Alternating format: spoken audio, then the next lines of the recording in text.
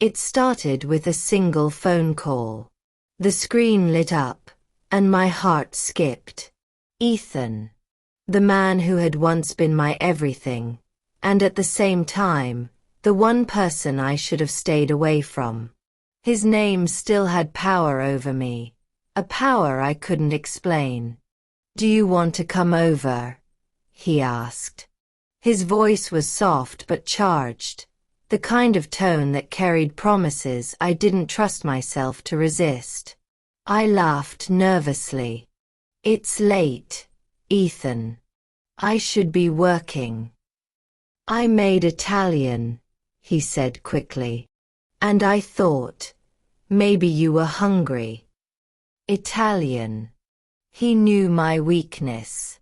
But this wasn't about food. He wanted me. He always had. And deep down, even when I hated myself for it, a part of me still wanted him too.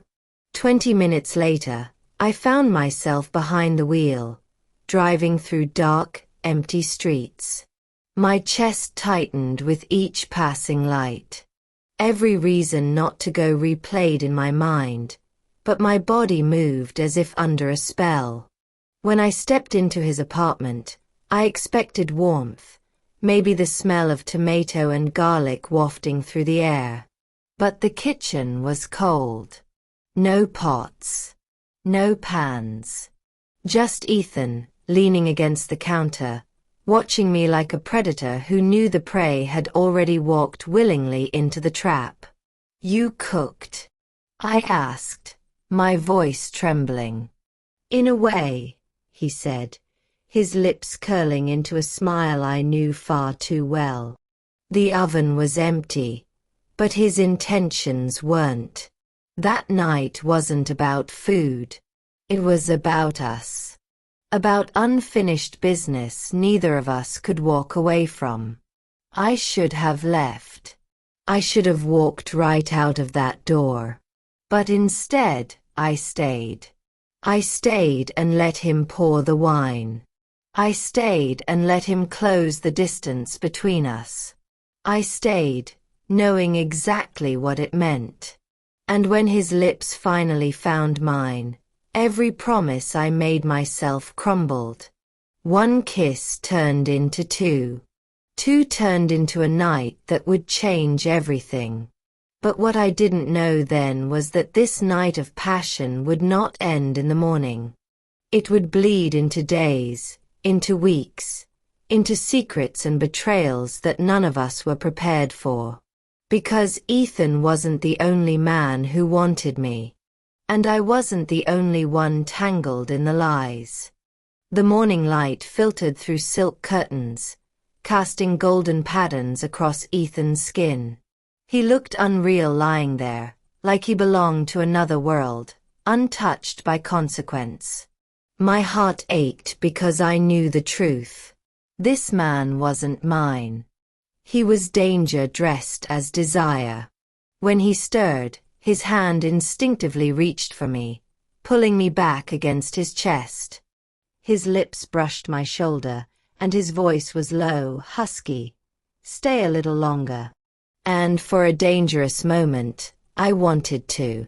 I wanted to pretend there wasn't a clock ticking somewhere, counting down to the moment reality would shatter this fragile illusion. I tried to laugh it off, whispering, "This was a mistake." But he caught my chin, tilting my face to his. His eyes searched mine like he was trying to memorize me. "Then let's keep making mistakes," he said. The kiss that followed wasn't frantic like the night before. It was slow, lingering. It carried weight, like he was sealing something between us I wasn't ready to name. Later, we sat on his balcony, the city alive beneath us. Ethan poured wine, and though I should have refused, I didn't. We talked. Really talked. About dreams, regrets, the things we pretended didn't hurt us anymore. He told me about his childhood, the way his father's absence had carved a permanent scar.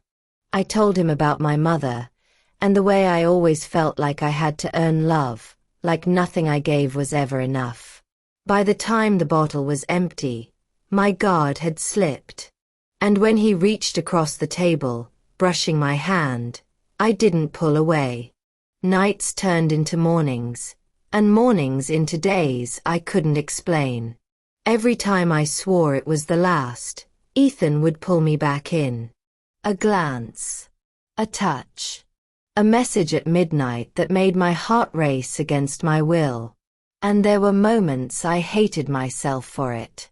For craving the sound of his voice, the feel of his hands, the way he made me forget the world outside his apartment. He had become both my escape and my prison. But it wasn't just lust. That was the terrifying part. There were nights when we lay tangled together, and he whispered things into my skin, fears, promises, confessions he probably never told anyone else.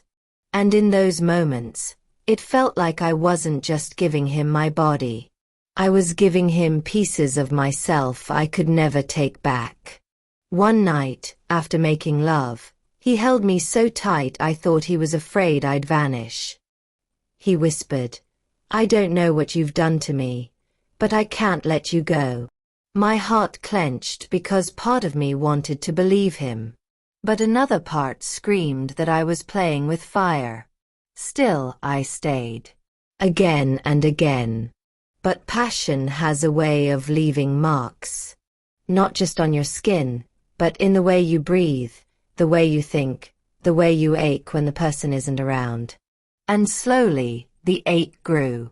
Because when Ethan wasn't with me, I couldn't shake the feeling that he wasn't alone.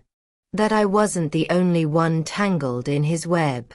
And I was right. That was the beginning of the unraveling. Ethan's presence was like wildfire. Every time he touched me, I burned.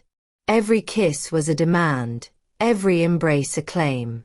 He consumed me so completely that sometimes I could barely breathe. And yet, I kept returning to him, knowing I would walk away scorched. But Adrien was different. With him, it wasn't fire. It was something slower, something that lingered. The kind of intimacy that seeped into your bones and stayed there. It started small. A conversation that stretched too long. A gaze that lingered too deep. His hand brushing mine, only to pull away as though he wasn't allowed what he already wanted. One evening, when Ethan stormed out after another jealous argument, I found myself alone with Adrien. He said nothing at first, simply poured me a glass of wine and sat across from me, letting the silence settle until it felt like we were the only two people left in the world. When he finally spoke, his voice was steady, calm, almost dangerous in its gentleness. "You deserve more than his chaos," he said. My throat tightened. "And what do I deserve, Adrien?" His eyes locked on mine, dark and unreadable. "Me." The word hung in the air like a promise. My heart pounded, betraying me. He stood, moved closer, and this time when his fingers brushed mine, he didn't pull away. His touch lingered, firm, certain, as though daring me to step closer to the edge. And I did. His lips met mine with patience, not urgency. He kissed me like a man savoring every taste, memorizing every sigh, and when his hand cupped the back of my neck, I melted into him. It wasn't wild like Ethan. It wasn't desperate. It was deliberate, calculated, as if Adrien had been waiting for this moment, and now that it was here, he would not rush it. His kisses traveled lower, slow, intoxicating, each one making me ache for more. My body trembled beneath his. But it wasn't just desire. It was the terrifying realization that I was falling, not just for his touch, but for the way he saw me. With Ethan, I felt claimed. With Adrien, I felt understood. And in that moment, I knew the truth I wasn't ready to admit.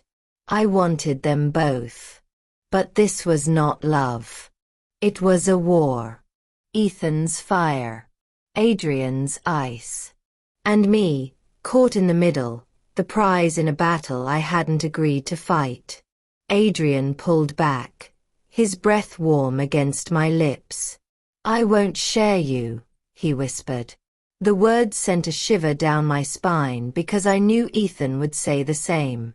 And that was the night I realized something that would change everything. This was no longer about desire. It was about control. And control has a way of turning love into something darker.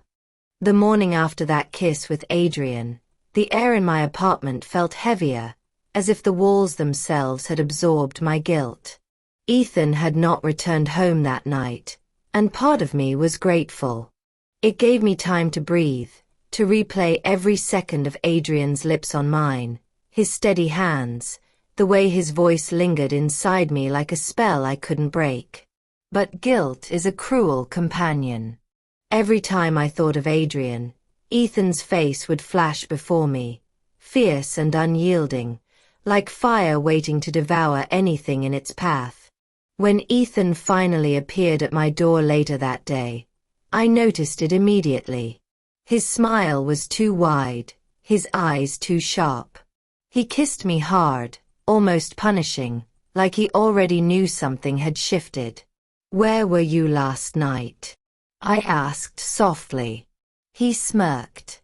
"Out. You don't need to worry about where I go." The bite in his words cut me. This was Ethan's way, possessive, unpredictable, always leaving me teetering between love and fear. Later that evening, Adrien called. His voice was steady, calm, yet tinged with urgency. "We need to talk. Not here. Meet me at the old cafe on 12th Street. Midnight." My pulse quickened. I knew it was reckless. Ethan would notice if I slipped away. But something in Adrien's tone told me it wasn't just about us anymore. It was bigger, darker. When I arrived, Adrien was already there, leaning against the window with a look that froze me in place. "There are things about Ethan you don't know," he said, voice low. "Things I should have told you earlier." I sank into the chair across from him, my heart pounding. "What are you talking about?" He glanced around the empty cafe, then leaned closer. "He is not just jealous. He is dangerous. He has secrets that could destroy both of us." The world tilted. My mind raced back to Ethan's sudden absences, his fits of rage, the strange calls he took in the middle of the night. Adrien's hand brushed over mine again, grounding me. "I can protect you, but you need to trust me." Before I could answer, I felt it, eyes on us. Turning slightly, I caught a glimpse of Ethan standing outside, watching through the glass. His expression was unreadable, but his fists were clenched, his chest rising and falling like a man on the verge of breaking. My stomach dropped. He had followed me. Adrien noticed too. His jaw tightened. "It's starting," he whispered. "He won't let you go without a fight." The cafe door swung open, and Ethan walked in, his presence filling the room like smoke. His smile was calm, almost mocking, but his eyes burned with fire. "Well," he said slowly, "isn't this cozy?" My breath caught in my throat. I was trapped between fire and ice, between the man who set my body ablaze and the one who held my soul steady. And for the first time, I realized this was no longer just a love triangle. This was war. Ethan didn't shout. He didn't rage. He didn't throw a punch the way I expected him to when he walked into that cafe and saw me sitting with Adrien. Instead, he smiled. A slow, deliberate smile that chilled me more than any outburst ever could. "Relax," he said, sliding into the booth beside me as if we were nothing more than three friends meeting for coffee. "Why do you both look so nervous?" Adrien stiffened across the table, his jaw tightening, his fists resting on the wood like he was ready for whatever Ethan had planned. But Ethan leaned back, calm, collected, almost playful.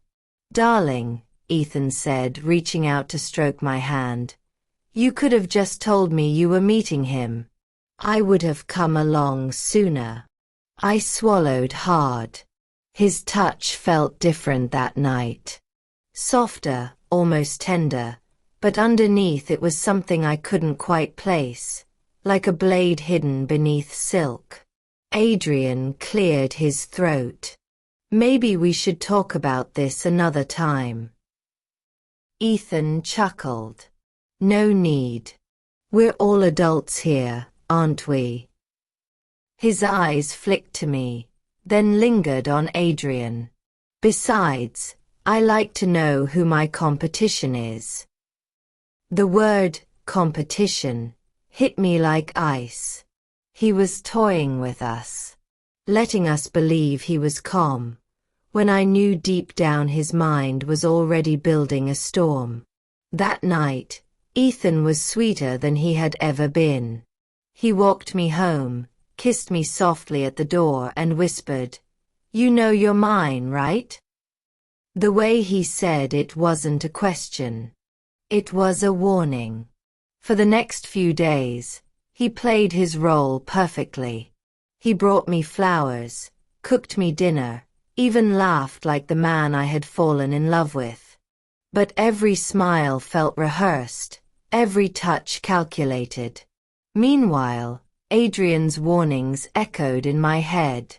He kept calling, urging me to leave Ethan, to trust him instead.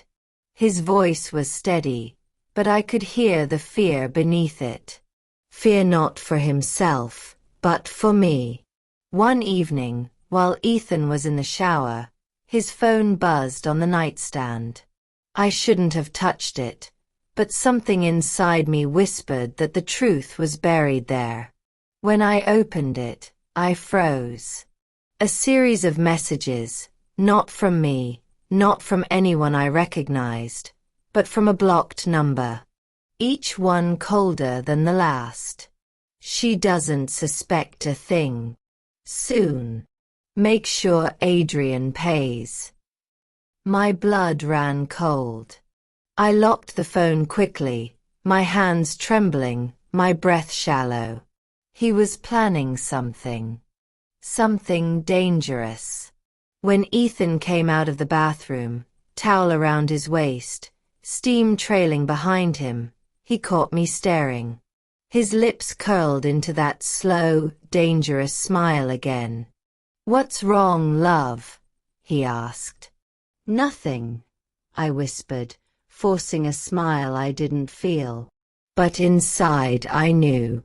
Ethan wasn't forgiving me. He wasn't letting this go. He was waiting.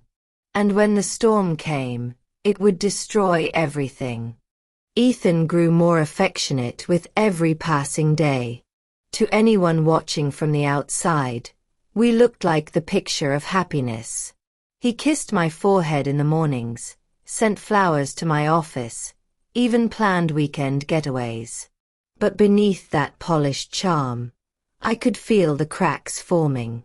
He was watching me, testing me, and I had to pretend I didn't notice. One night, he suggested dinner at a secluded restaurant just outside the city. "Just us," he whispered against my ear. "No distractions, no interruptions." The way he said it made my stomach twist, but I forced a smile and agreed. When we arrived, the atmosphere was almost dreamlike. Candlelight flickered on the table, a string quartet played softly in the background, and Ethan's hand never left mine.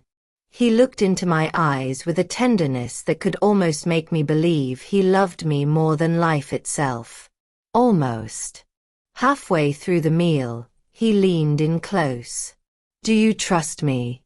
he asked softly. My throat tightened. "Of course." His smile deepened. "Good. Because tonight is about honesty." The waiter arrived with a bottle of wine. Expensive, rare. Ethan poured 2 glasses and raised his in a toast. "To us," he said, his gaze sharp and unblinking. I hesitated, then clinked my glass against his. The wine was smooth, but it burned down my throat in a way that unsettled me. Then Ethan's phone buzzed on the table. He didn't touch it. Instead, he tilted his head toward me, watching my reaction. "Go ahead," he said. "Answer it." I stared at him. "It's your phone." "Exactly." His smile widened, but there was no warmth in it. "Answer it." With trembling fingers, I picked up the phone. The caller ID was blocked. Slowly, I put it on speaker. A distorted voice filled the air. "It's done. Adrien won't bother you again." My heart dropped into my stomach. I gasped and looked at Ethan. His eyes glittered with something dark and merciless. "See," he said softly, as though he had just confessed his love. "I told you I'd take care of everything." I felt my entire body go cold. "What did you do?" I whispered. He leaned across the table, brushed his fingers against my cheek, and whispered, "I removed the problem. Now there's only you and me." My pulse thundered in my ears. The restaurant, the music, the warmth of the candles, it all blurred into nothing. I was trapped. And Ethan knew it. I could barely breathe after Ethan's words. My chest felt tight, my hands clammy, and the world around me started to fade into shadows. He sat there, calm and confident, sipping his wine as if he hadn't just confessed to destroying a man's life. When the music swelled from the quartet, it felt like the room was spinning. I wanted to scream, to run, but Ethan's hand rested lightly on mine, and his touch felt more like chains than comfort. "Adrien is gone," he said again, his voice smooth, soothing, but laced with something cruel. "And you are finally free. You should be thanking me." I swallowed hard, trying to keep my voice steady. "What do you mean gone?" "Gone how, Ethan?" He leaned closer, his lips brushing against my ear. "Let's just say he will never come between us again." My stomach knotted. Images flashed in my mind. Adrien lying somewhere lifeless, discarded, erased from existence because of me, because of this twisted love triangle I had stumbled into. Tears burned behind my eyes, but I refused to let Ethan see me break. Then, as if fate itself was mocking us, my phone buzzed in my purse. Ethan's eyes narrowed, sharp as a blade. Slowly, I pulled it out, my heart pounding. The message made my breath catch. It read, "Meet me at midnight. Alone. Tell no one. Adrien." The phone slipped from my fingers, clattering onto the table. Ethan raised an eyebrow, his calm mask never faltering, though I saw a flash of something dangerous flicker in his eyes. "Who is it?" he asked softly, almost gently. My voice cracked. "No one. Just a wrong number." He smiled, but it was the kind of smile that made the hairs on my neck rise. "You are a terrible liar, my love."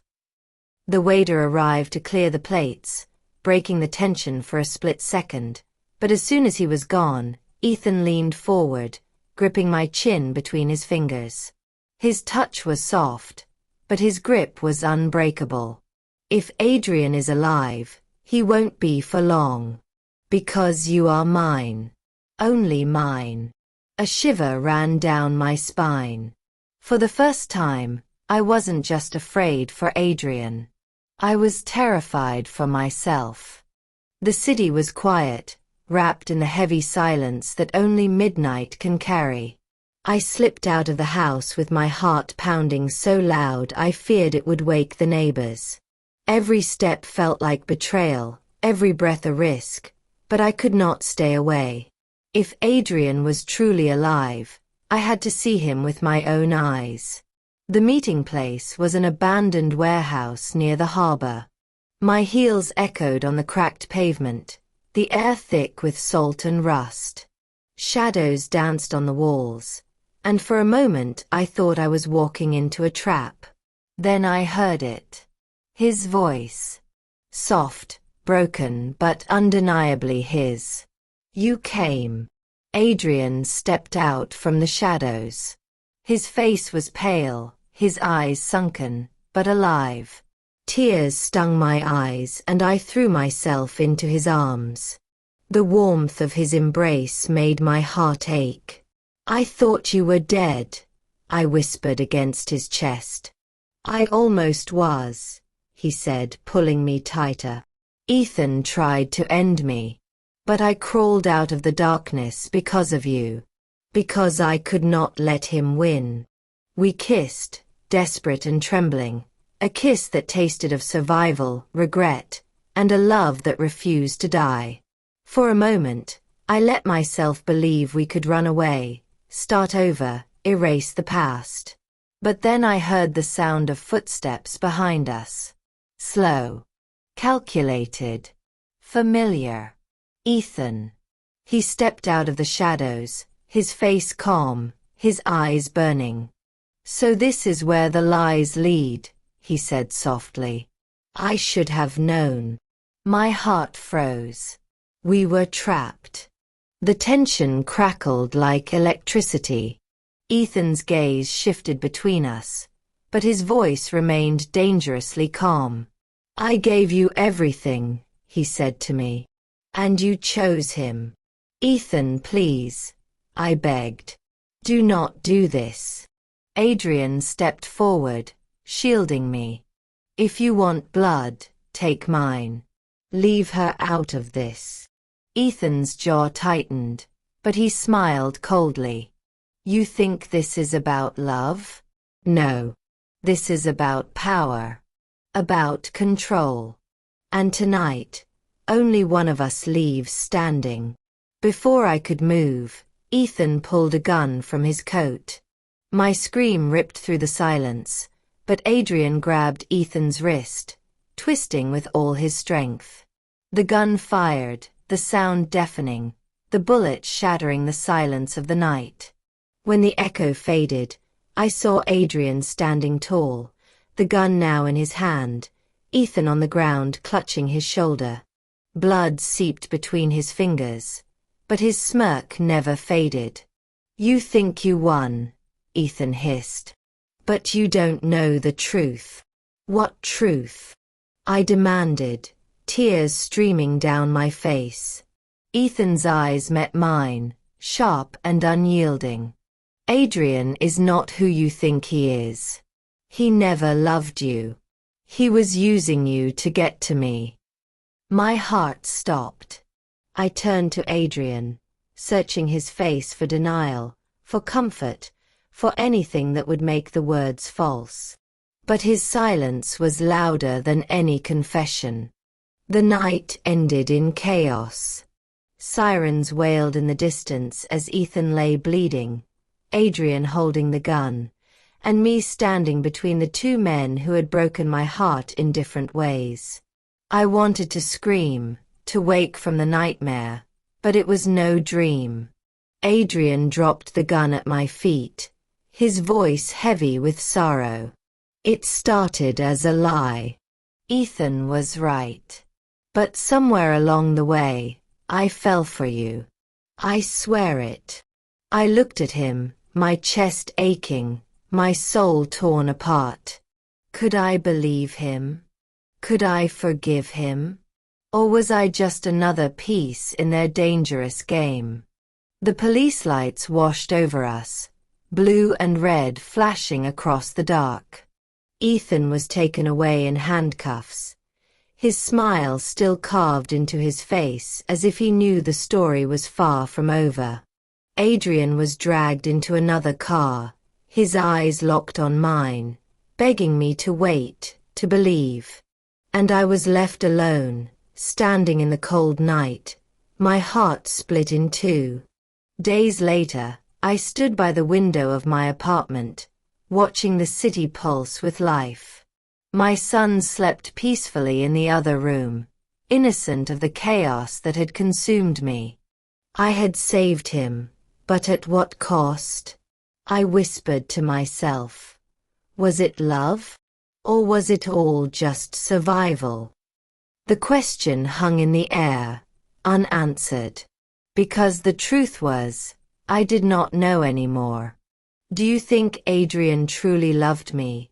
Or was he only using me all along? Let me know in the comments.